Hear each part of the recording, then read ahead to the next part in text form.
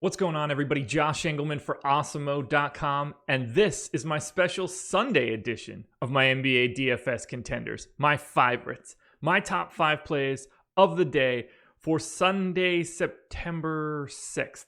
Nice. I don't know why I'm so bad at remembering the date, but I totally am. Anyway, here's the big thing. Before you hit the like button, well, just hit the like button, then subscribe to the channel, then hit the notification bell. Do all those things first. But I got to give you a caveat here. Not many people are going to be doing this to start the day, and given that it's the first game of the slate, I think that I'm pretty safe to do so. The line on the Bucks Heat game is Heat -2. The Bucks have been 5-point favorites for all 3 games. I don't think it's possible for this game to have moved so much, which means I'm going to attempt to go through this video with the assumption that Giannis Antetokounmpo is out for today. He is listed as questionable with an ankle injury. I would recommend doing one of 2 things. Project him as out and move accordingly throughout the rest of the day. Or bet on the Bucks +2. When Giannis gets ruled in, that line is going to move. They will not be 2-point underdogs if we find out that Giannis is set to play today. That will move. So bet on the Bucks +2 for sure if you think that he's going to play, because you'll get a better line. But for now, these contenders are without Giannis. Eric Gordon, Jay Crowder, Anthony Davis, and George Hill round out the top 10. Marvin Williams is on the outside looking in at number 6. Who will be the top 5 plays for today? It's going to be a lot of Bucks. Time to check it out. All right, first up, coming in number 5, not a buck. It's the stud that you get to pay up for if Giannis isn't on the slate. Give me LeBron James. Number 3 on FanDuel at small forward. Number 8 on DraftKings, but you get the guard forward eligibility. Just really easy to fit into a lineup. And then on FanDuel, small forward is just absolutely terrible. I actually think that LeBron should be in 70% of lineups. That's neither here nor there. You're looking for mid-60s from LeBron. I'm expecting 38 minutes in this game. That's a 29, 9.5, and 9.5 baseline projection loaded. I think that the Lakers should be able to make some adjustments. Houston was fantastic at packing the paint in game 1. I think we're going to see some changes from Frank Vogel to try to lessen the burden at the rim so that they can get there a little bit easier. And we're talking about a 1.5 fantasy point per minute guy on a day where value will be plentiful. Again, assuming Giannis is out. I think it's important to give that baseline right now. If he is, LeBron James is the stud that I'm trying to pay up for today. Now coming in number 4, the first of 4 more bucks. That would be Donte DiVincenzo. Now he's 10th on FanDuel at point guard at 4K. He's very, very much in play at that salary, but DraftKings is where you need to have him. 3,300 is way too cheap for a guy that should play north of 20 minutes. I have him projected for 20 fantasy points. You're only really needing to get 24 out of him, given the way the slate is set up. 9, 4, and 2. It's a pretty minimal projection across the board, but he does a little bit of everything. Also, I didn't change Donte DiVincenzo's picture.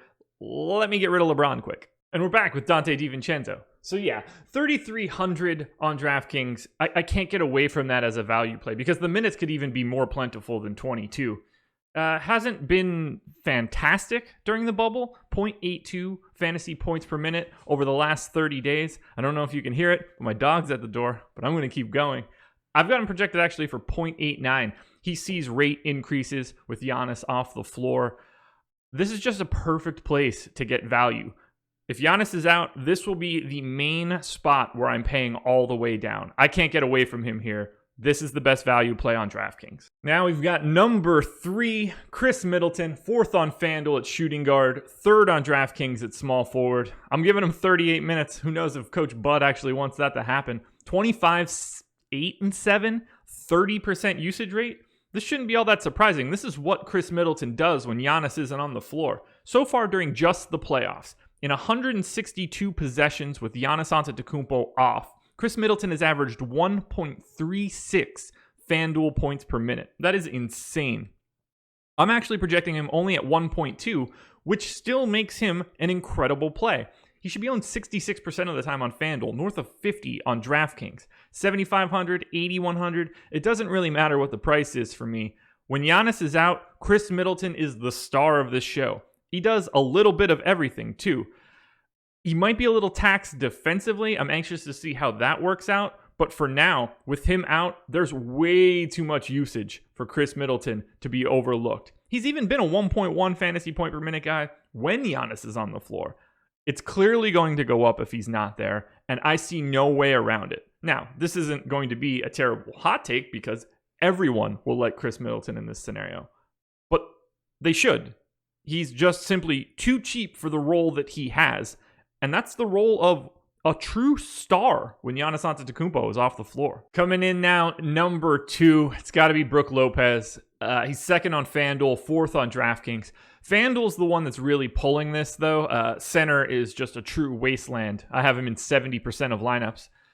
5,800 on both sites. 33-point fantasy projection. You don't need much more than that for you to be happy. GPP goal 37-38.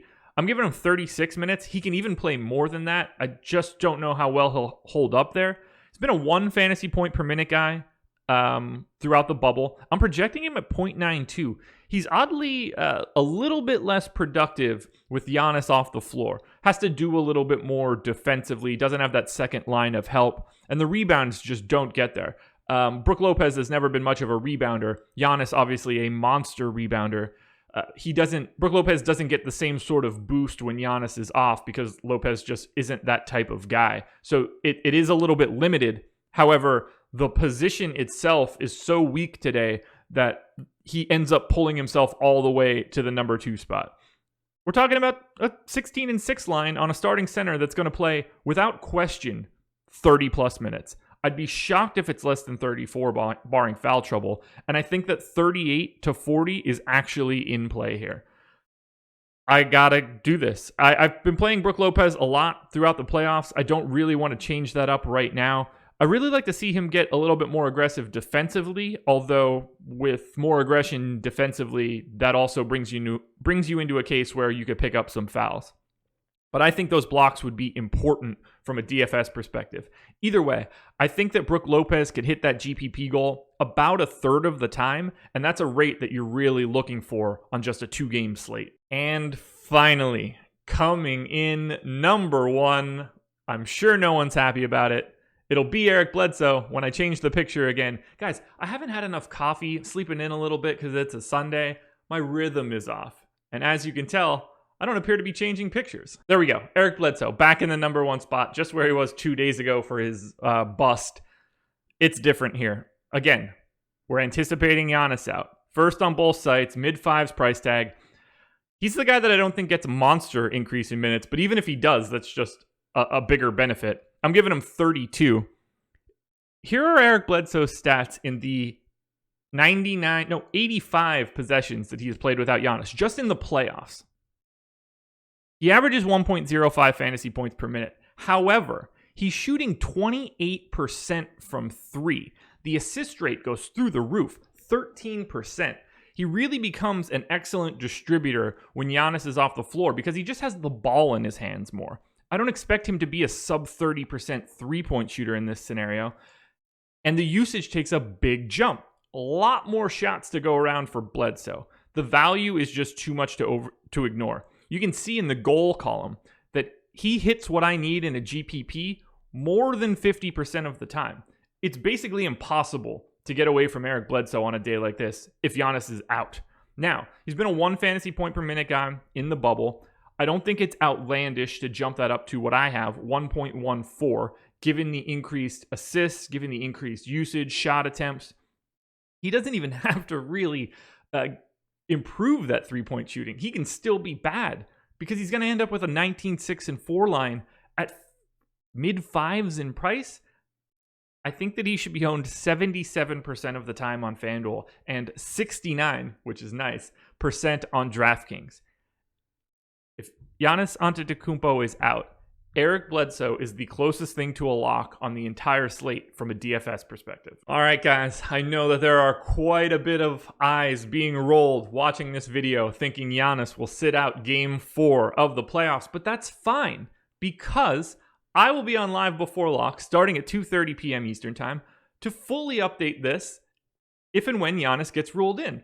It's always good to have both scenarios prepared. This is the scenario that most people won't talk about. So be sure to hit that like button, subscribe to the channel, hit the notification bell so you know when this and all of our other content goes live, and follow me on Twitter at Josh Engleman so you can find the updates to this list throughout the day. I'll have top 10s posted just before I go live at 3:30. Best of luck on this lovely Sunday. I'll see you guys again tomorrow morning.